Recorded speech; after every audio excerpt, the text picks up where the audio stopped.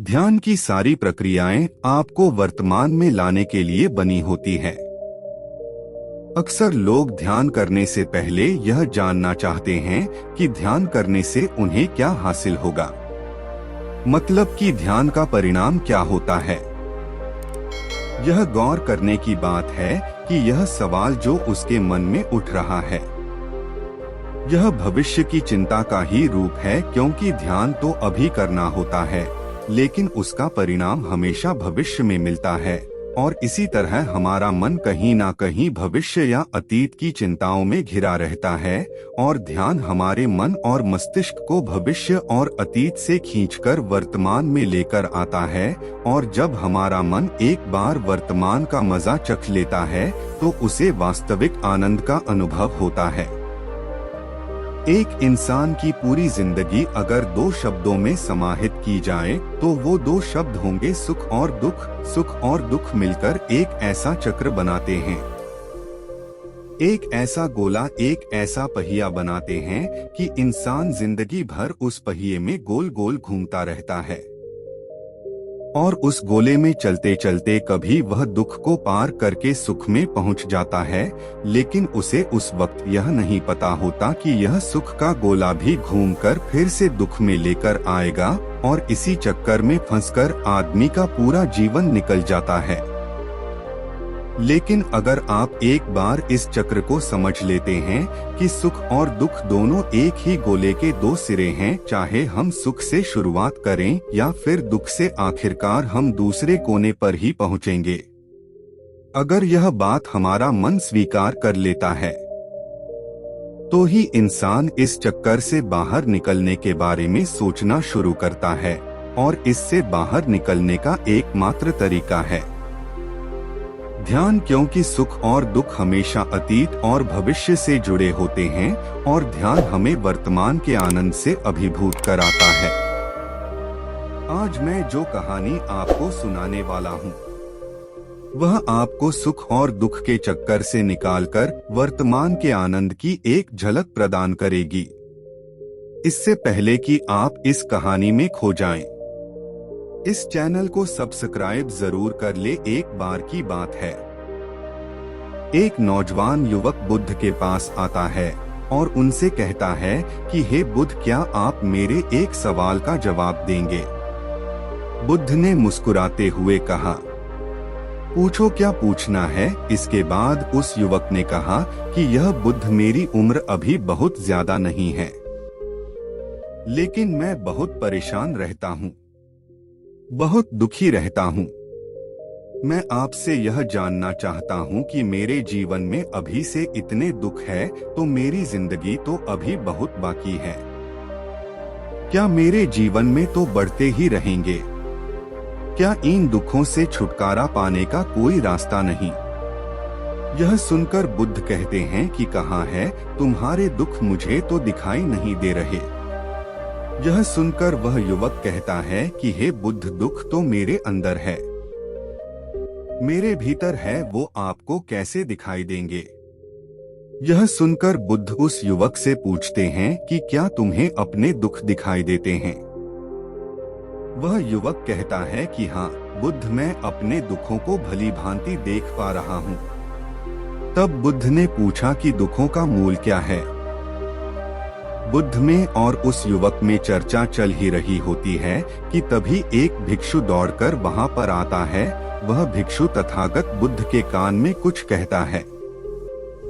इसके बाद बुद्ध उस युवक से कहते हैं कि चलो, आज मैं तुम्हें जीवन का सत्य दिखाने के लिए एक जगह पर लेकर चलता हूँ।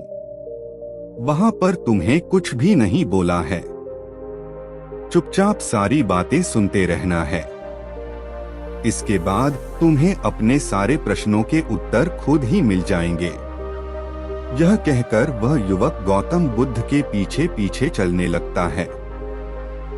कुछ दूर चलने के बाद गौतम बुद्ध एक घर में प्रवेश करते हैं। घर में प्रवेश करने के बाद वह युवक और तथागत बुद्ध देखते हैं कि वहां पर बहुत सारे लोग इकट्ठे हो रखे हैं, और बीच में चारपाई पर एक वृद्ध आदमी लेटा हुआ है। बुद्ध को देखते ही सभी लोगों ने उनके लिए राह बनाई और बुद्ध उस आदमी के पास वही उसके चारपाई पर जाकर बैठ जाते हैं।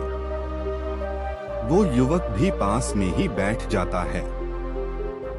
इसके बाद वह वृद्ध आदमी जो चारपाई पर लेटा हुआ था कहना शुरू करता है कि हे बुद्ध, मैं नहीं जानता कि मेरे जीवन में कितनी सांस है और बची है।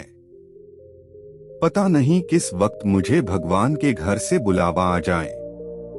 हे बुद्ध, मैं मरने से पहले अपने कुछ सवालों के जवाब आपसे जानना चाहता हूँ। मुझे पता है कि इन सवालों के जवाब आप ही मुझे दे सकते हैं, इसीलिए मैंने आपको यहाँ पर बुलाया है। इसके बाद उस वृद्ध आदमी ने कहना शुरू किया कि हे बुद्ध, अपने आखिरी वक्त में मुझे अपने बचपन के दिन बहुत याद आ रहे हैं। मैं अपने बचपन के दिनों को याद करता हूँ और सोचता हूँ कि वह भी क्या दिन थे, ना कुछ पाने की फिक्र, ना कुछ खोने का गम। बचपन के उन दिनों को याद करके मेरी आंखों में आंसू आ जाते हैं। मुझे लगता है कि कितनी आजादी थी। उस समय मेरा मन कितना खुला हुआ था। मन में कुछ भी पाने की इच्छा नहीं थी। जिस भी खेल में लग जाते थे उसी खेल में पूरे दिन लगे रहते थे। लेकिन कुछ समय बाद जैसे जैसे मैं बड़ा होने लगा, वैसे वैसे लोग मुझे जिंदगी की दौड़ में आगे निकलने के लिए कहने लगे। मेरे पिता अक्सर मुझसे कहा करते थे कि तुम पढ़ाई में अपने भाई जैसे क्यों नहीं हो, तुम दूसरे लोगों से पीछे क्यों रहते हो। यह सब सुन सुनकर मेरा मन बहुत बेचैन रहने लगा। लोग मुझे बहुत ताने देते थे क्योंकि ना तो मैं खेल में अच्छा था और ना ही पढ़ाई में अच्छा था। सब लोग मुझे किसी और की तरह बनने के लिए कह देते और उनके तानों से तंग आकर मैंने जीवन में कुछ हासिल करने का निश्चय किया। मैंने अपने आप से वादा किया कि मैं भी अपने भाई की तरह कामयाब इंसान बनूंगा और इसके लिए मैं दिन रात मेहनत करने में लग गया। शुरुआत में बहुत मुश्किलें आई, बहुत निराशा हाथ लगी, लेकिन मैंने हार नहीं मानी और मैंने खुद अपना व्यापार खड़ा कर लिया।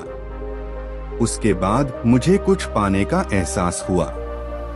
मुझे बहुत खुशी हुई क्योंकि जो लोग मुझे ताने देते थे वही लोग अब मेरे आगे पीछे घूमने लगे थे। कुछ वक्त बाद एक रईस बेटी के साथ मेरी शादी हो गई और उसके बाद मुझे लग रहा था जैसे मेरा जीवन स्वर्ग बन गया हो। कुछ साल बाद मुझे 2 बेटे प्राप्त हुए। दोनों बहुत ही सुंदर और हष्ट-पुष्ट थे। अब मेरा मन मेरे बच्चों के लिए कुछ करने के लिए उत्सुक हो गया। मैं और भी ज्यादा धन कमाने में लग गया और जल्द ही मैं अपने नगर का सबसे बड़ा व्यापारी बन गया। सब कुछ अच्छा चल रहा था, लेकिन अनहोनी को कौन टाल सकता है। एक दिन अचानक मेरी पत्नी मुझे छोड़कर चल बसी। इससे मुझे बहुत गहरा आघात पहुंचा। कई दिनों तक अपने घर से बाहर नहीं निकला। मेरे बेटे मुझे हिम्मत दे देते कि पिताजी माताजी तो नहीं रही और जो हो चुका वह वापस नहीं आ सकता, लेकिन हम दोनों भाई आपका हमेशा साथ देंगे, आपकी हमेशा सेवा करेंगे। आपको किसी बात की कोई चिंता करने की आवश्यकता नहीं है। और धीरे धीरे मैंने भी अपने मन को समझा लिया कि अब तो मुझे अपनी प्रिय पत्नी के बिना ही जीना पड़ेगा। इसीलिए मैंने अपना मन अपने बेटों के साथ जोड़ लिया। उनकी खुशी में ही मुझे खुशी होती थी, उनके दुख में ही मुझे दुख होता था। इसके बाद उस वृद्ध आदमी ने कहा कि हे बुद्ध, इस जीवन चक्र में अक्सर मुझे महसूस होता था कि आखिर जीवन क्या है। जीवन को उसकी गहराइयों में कैसे जाना जाए। यह कैसे जाना जाए कि मैं कौन हूँ और मैं इस दुनिया में क्या करने के लिए आया हूँ। ऐसे तमाम सवाल मेरे मन में उठते रहते थे और मुझे आपके बारे में भी पता चला कि बुद्ध ऐसी ध्यान की प्रणालियां बताते हैं जिससे जीवन का मतलब समझा जा सकता है। लेकिन मैं हमेशा सोचता रहता था कि पहले मैं अपने जीवन से दुखों और परेशानियों को दूर कर देता हूँ। उसके बाद ध्यान में मैं अपना पूरा मन लगा लूंगा, और यही सोच सोच कर मैं कभी ध्यान नहीं कर पाता था। धीरे धीरे वक्त बीतता रहा और आखिर में उम्र ढलने के बाद मैं बीमार पड़ गया। वैसे मेरे जीवन में कोई कमी नहीं रही। मेरे बेटों ने मेरा अच्छा साथ दिया। मैंने जीवन में बहुत कुछ हासिल भी किया, लेकिन अब मैं अपने जीवन में अगर पीछे मुड़कर देखता हूँ तो मुझे एहसास होता है कि मेरे बचपन के दिन ही सबसे प्यारे दिन थे। तब उस वृद्ध आदमी ने बुद्ध से पूछा, मैं चंद घड़ियों का मेहमान बचा हूँ कि मैं जानता हूँ, लेकिन क्या आप कुछ ऐसा सूत्र मुझे बता सकते हैं जिससे कि मैं सुकून से मर सकूं? मेरे मन के सारे सवाल जवाब शांत हो जाएं और मैं जीवन का असली मतलब समझकर मर सकूं। यह सुनकर बुद्ध ने कहा कि हर इंसान को बचपन के दिन प्रिय क्यों होते हैं? क्योंकि उस समय उसे कोई भी चिंता ही नहीं रहती। वह आजाद होता है। उसके मन में कोई लालसा नहीं होती। वह जिस काम में भी लग जाता है उसी में मग्न हो जाता है। लेकिन जैसे जैसे इंसान की आयु बढ़ने लगती है, वैसे वैसे उसकी इच्छाएं और उसकी कामनाएं दिन ब दिन बढ़ती जाती है, और इसीलिए अक्सर इंसान भविष्य की तैयारियों में लगा रहता है या फिर अतीत के बारे में सोचता रहता है, और वह वर्तमान में जीना भूल ही जाता है। और वहीं अगर हम किसी छोटे बच्चे को देखें तो उसके लिए कोई भविष्य या कोई अतीत नहीं होता। उसके लिए बस वर्तमान होता है, और इसीलिए वह वर्तमान में पूरा आनंदित होकर रहता है। तुमने अपना पूरा जीवन अपनी कामयाबियों, अपने बेटों, अपनी पत्नी और अपने भविष्य की योजनाओं में ही बिता दिया, और तुम हमेशा यही सोचते रहे कि पहले मैं अपने जीवन को व्यवस्थित कर लेता हूँ और उसके बाद सत्य की खोज करूँगा, उसके बाद ध्यान करूँगा। लेकिन हम यह भूल जाते हैं कि कल कभी नहीं आता। भविष्य की योजनाएं कभी पूरी नहीं होती। जब एक योजना पूरी होती है तो हमारा मन दूसरी योजनाएं बना लेता है, और इस प्रकार जीवन चक्र चलता रहता है। और अब आखिरी समय में जब मृत्यु तुम्हारी सैया पर लेटी हुई है तो तुम्हें एहसास हो रहा है कि मैंने जीवन में कुछ भी हासिल नहीं किया। अब तुम्हें लग रहा है कि जो भी तुमने किया उसमें से तुम एक सुई भी अपने साथ नहीं ले जा सकते। अगर यही बात तुम उस वक्त समझ लेते, मृत्यु कभी निश्चित होकर नहीं आती। वह तो कभी भी आ सकती। यह बात उस वक्त तुम्हारा मन समझ लेता तो तुम उसी वक्त ध्यान और सत्य की खोज में लग जाते। तुम कोई ऐसी चीज खोजने की कोशिश करते जो तुम्हारे साथ जा सके, जो तुम्हें परिपूर्णता से मरने का मार्ग दिखा सके। उस वृद्ध आदमी ने हाथ जोड़कर बुद्ध से कहा कि हे बुद्ध, यह तो मैं जानता हूँ कि मुझसे गलतियाँ हुई हैं। मैंने अपने जीवन को सार्थक रूप से जिया ही नहीं, और इस बात का मुझे बहुत गहरे में एहसास हो चुका है। लेकिन मैं आपसे फिर से वही सूत्र जानना चाहता हूँ कि क्या मैं अभी परिपूर्णता के साथ नहीं मर सकता? क्या मुझे अभी सत्य की कोई झलक नहीं मिल सकती?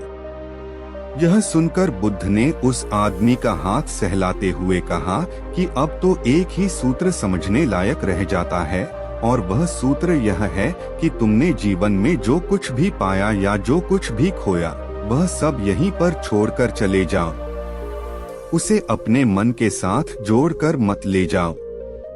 अपने मन में यह भाव पैदा करो कि तुमने अपने जीवन से बहुत कुछ सीख लिया, और वास्तविकता में तुमने अपने जीवन में बहुत प्रगति की है, क्योंकि तुमने यह जान लिया है कि जीवन में कुछ भी सार्थक नहीं है, और यह जाना भी बहुत बड़ी उपलब्धि होती। लोग जीवन भर जीते जीते मर जाते हैं, लेकिन उन्हें जीवन की निरंतरता का कोई पता नहीं चलता। इसीलिए अभी अपने मन से सारे सवाल गिरा दो और यह भाव पैदा करो कि जीवन में जो कुछ जानने जैसा था वह मैंने जान लिया है और अब जीवन में कुछ भी जानने जैसा नहीं बचा है। जब तुम इस भाव, इस बोध से भर जाओगे तो तुम बिल्कुल खाली होकर मृत्यु को प्राप्त हो जाओगे और वास्तविकता में यही मरने की कला होती है। हमने जीवन में जो कुछ भी पाया, जो कुछ भी खोया, वह इसी दुनिया का था और वहीं पर रह जाएगा। हमारे साथ कुछ भी नहीं जाएगा। हम खाली जाएंगे, हम बिल्कुल खाली जाएंगे। और जो लोग अपने मन से बिल्कुल खाली होकर जाते हैं, वास्तव में उनके अंदर ज्ञान का दीप जल जाता है और वह आगे चलकर दूसरे जन्मों में उस निर्वाण की स्थिति को प्राप्त कर सकते हैं। लेकिन उससे पहले तुम्हें इस जीवन की निरंतरता को समझना होगा। यहाँ पर कुछ भी पाना या कुछ भी खोना कोई मायने नहीं रखता। इसके बाद बहुत देर तक उस वृद्ध आदमी ने कोई सवाल नहीं पूछा और वह मुस्कुराते हुए मृत्यु को प्राप्त हो गया। इसके बाद बुद्ध ने उस नौजवान युवक से पूछा कि क्या तुम्हें अपने सवालों के जवाब मिले, और मिले तो तुम्हें क्या जवाब मिले, सभी को बताओ। उस युवक ने कहा कि हे बुद्ध, मुझे अपने सवालों के जवाब मिल गए। इस वृद्ध आदमी के जीवन चक्र से मैं समझ गया हूँ कि जीवन में कुछ भी पाने जैसा नहीं होता। सुख हो या दुख हो, सब कुछ ही पीछे रह जाता है और अगर हम इसी चक्कर में फंसे रह जाएंगे तो हम सत्य को कभी नहीं जान पाएंगे। इसीलिए जीवन में सुख और दुख तो चलते ही रहेंगे। इसके साथ साथ चलते हुए ही हमें सत्य की खोज करनी पड़ेगी। लेकिन बुद्ध, मेरे मन में अब भी एक सवाल बाकी है जिसका जवाब जानना सबके लिए बहुत ज्यादा जरूरी है। मेरा सवाल है कि मैं ध्यान की यात्रा करने के लिए बहुत प्रेरित हूँ, लेकिन मुझे कोई मार्ग नहीं पता। ध्यान कैसे किया जाता है कि ध्यान की सभी प्रक्रियाएं तुम्हें होश में लाने के लिए ही बनी है, तुम्हें वर्तमान में लाने के लिए ही बनी है। अगर तुम किसी भी काम को पूरी उपस्थिति के साथ, पूरे एकाग्र भाव से अपने आप को पूरा इकट्ठा करके कर सकते हो तो तुम ध्यान में ही होते हो। लेकिन हमारा ध्यान इधर उधर भटकता रहता है। अपना काम करते करते वर्तमान में रहने के लिए मैं तुम्हें एक छोटी सी विधि बताता हूँ जिसके जरिए तुम अपना काम भी कर सकते हो और ध्यान को भी समझ सकते हो। जब भी तुम चलते फिरते हो, उठते बैठते हो, सिर्फ अपनी सांसों पर ध्यान लगाना शुरू करो। सांस किस नाम से आ रही है, किस नाक से जा रही है, नाक कौन से कोने से टकरा रही, सिर्फ तुम उसके साक्षी भर हो जाओ। सिर्फ उसको देखते रहो। कुछ भी काम कर रहे हो, चल रहे हो, फिर रहे हो, खाना खा रहे हो, सिर्फ अपने सांस पर ध्यान लगाओ और यह करते वक्त तुम्हें महसूस होगा कि तुम्हारा दिमाग, तुम्हारे विचार तुम्हें इधर उधर ले जाते हैं। लेकिन थोड़ी देर बाद तुम्हें फिर से होश आएगा कि तुम्हें अपनी सांसों पर ध्यान लगाना है और तुम्हारा ध्यान फिर से सांसों पर टिक जाएगा और धीरे धीरे जब तुम अपने विचारों को देखने लगोगे तो तुम पाओगे कि विचार विलीन होने लगे हैं। तुम्हारे अंदर बस एक खाली मैदान बचा हुआ है। सारे सवाल जवाब विलीन हो चुके हैं। इसके बाद बुद्ध ने कहा कि सांसें जो होती है वह वर्तमान में चलती है, ना ही वह भविष्य में चलती है, न ही अतीत में चलती है, वह वर्तमान होता है। वही वर्तमान स्थिति होती है और जब तुम अपनी सांसों से जुड़ जाते हो तो तुम वर्तमान में ध्यान लगाना सीख जाते हो, क्योंकि सांसें जिन पर तुम ध्यान लगा रहे हो वह वर्तमान में चल रही होती है। इसके बाद धीरे धीरे कदम दर कदम तुम्हें ध्यान का खुद ही एहसास होने लगेगा। तो जो भी काम करोगे उसमें तुम्हारा पूरा चित्त लगा होगा। तो शुरुआत वहीं से करो जहां पर तुम हो। यही से अभी से अपनी सांसों को पकड़ना शुरू कर दो। तो दोस्तों, कैसी लगी आपको यह कहानी? कमेंट सेक्शन में जरूर बताना, और अच्छी लगी तो इस चैनल को सब्सक्राइब करना मत भूलना। तो मिलते हैं अगले कहानी में, तब तक के लिए अपना ख्याल रखें।